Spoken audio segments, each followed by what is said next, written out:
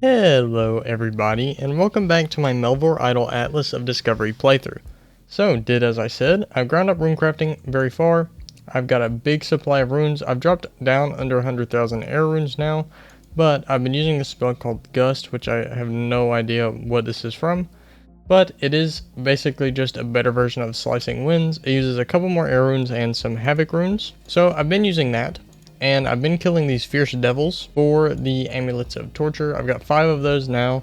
So we're getting ever so slightly closer to being able to get Fez. But I think with this gear I have now, and instead of using an elite amulet of magic, I think I'm going to use, well actually it does give 2%, so I'll use this.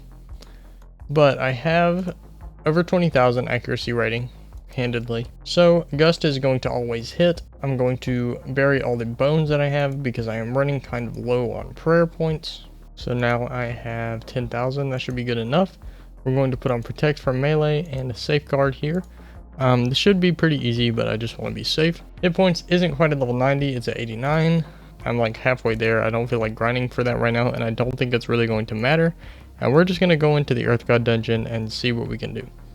Now, a couple things I want to get done between videos, because we are coming up on the next major barrier dungeon, the underwater city. It does technically have lower combat level than pretty much all of the god dungeons minus the air god dungeon, but everything has barrier. I'm not sure about all the stuff that is in it or what special abilities they have, but we're definitely going to need to gear up some barrier gear. The way I'm thinking of doing that is this god gear that I have can actually be upgraded using Dragonite bars. Infused Dragonite bars, which will require level 99 smithing, which I do have unlocked for max. I do not have mining leveled up, so if I could get some mining levels from this dungeon, that'd be very helpful. But regardless, I think it's our best bet in terms of actually achieving more barrier based strength.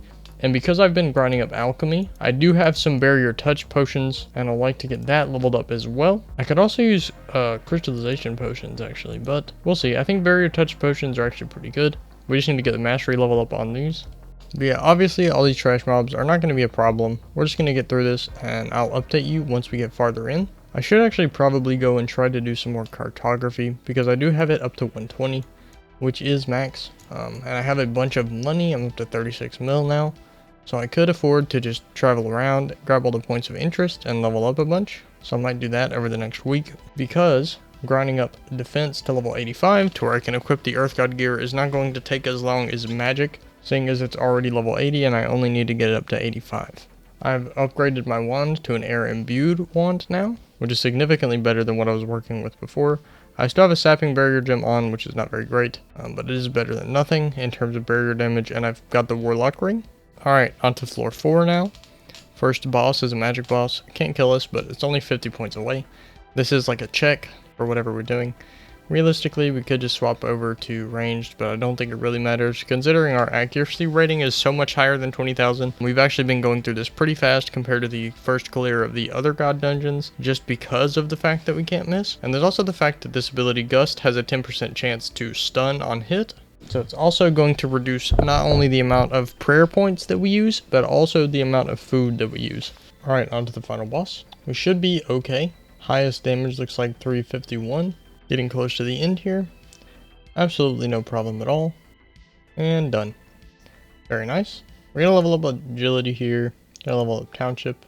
If we could get township up to max, it'd be very nice. But we did get mining up. So we got township up to 85, that's very good. I've been kind of stuck where I am with this for a while, just because of the fact that I'm limited based on what I can build based on the level of it. So I'm going to go ahead and start sending a bunch of upgrades, and this shouldn't take very long to level up to full, because I already have 26,000 population. We got astrology leveled up to max of 70, which I'm definitely going to go into because some of these buffs will be very helpful in the near future. Got mining up to 85, which is I don't think is high enough to get Dragonite. I'm pretty sure Dragonite is level 95.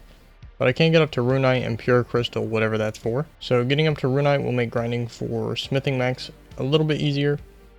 I think I might already have some Dragonite bars sitting around, or ore sitting around somewhere. Yeah, I've got 8,000 Dragonite ore, I think, from a cartography find or something like that. So once I get to the point where I can do that, this should be enough, I hope. If not, that's fine. It'll just make it a little bit slower. but I do think it's definitely worth leveling that up. I will need to go in the wiki and figure out what type of enemies are in the underwater city so that I can prepare myself best and upgrade the gear of whatever class I'm going to have to use. Unless it's just all classes that I'll need to level up, and that grind will take a lot longer if that's the case. But in the near future, Fire God Dungeon is what we're going to have to worry about, and I think we're about ready for that. We're just going to need to gear up our melee with the Earth God Dungeon gear, and to do that, we're going to have to level up a bunch, work on Herb Lore a bit, get that up to the highest I can. I would really like to get up to 90 so that I can get damage reduction potions, because those are going to be very nice. Melee strength potions are very good. A lot of these potions would be very helpful. But for right now, I think we're good on that. Astrology, like I said, is something we're going to level up definitely. Summoning, I already have up to 80, so I don't really think I need to level that up. I only unlock 2. I unlock the Dragon and the Devil, which are both quite good, but I don't really think that's worth it at this point. All of the other skills I don't really think I have a use for right now. I already have one of the best crossbows I can get, and I have a surplus of leeching bolts from an enemy. Rune crafting, I already have maxed out pretty much at 90 for the base game gear minus some of the wands and stuff.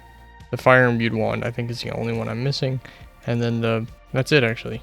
And then you get into the Throne of the Herald stuff past that. But other than all of those things, I think we're pretty much maxed out on everything. So it's just going to be a case of leveling up our melee defense, getting our hit points as high up as we can. I don't think Fire God Dungeon is honestly going to be that hard, considering we already have most everything geared up as high as it can go. Minus like 1 or 2, in this case 3% DR, but I don't think that's a big deal. 2% here, that's like nothing really. So once we can get melee geared up, I think we're going to be ready to go in there.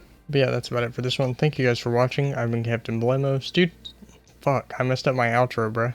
Thank you guys for watching. I've been Captain Blemo. Stay tuned for more episodes, and I'll see you next time. Peace.